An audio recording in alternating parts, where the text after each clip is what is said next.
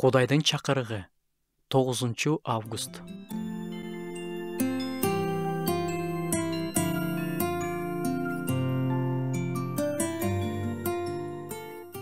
Ыйса Машаяк көп жолу фарисейлерге кайрылган.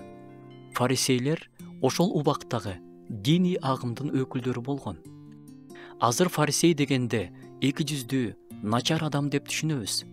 Бирок ал убакта андай болгон эмес.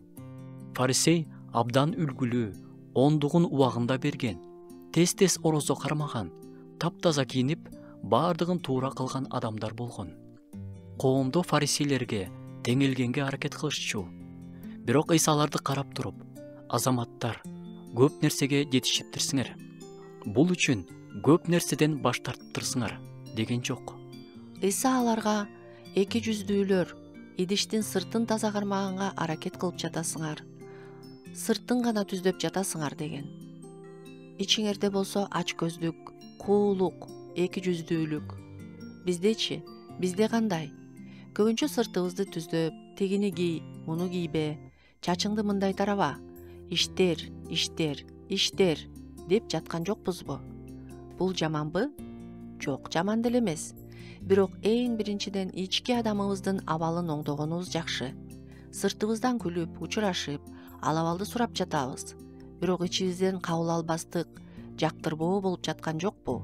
Ыйса фарисейлерге кайрылуусу менен эмне айткысы келген? Ал жөн эле сүйлөй бербейт да.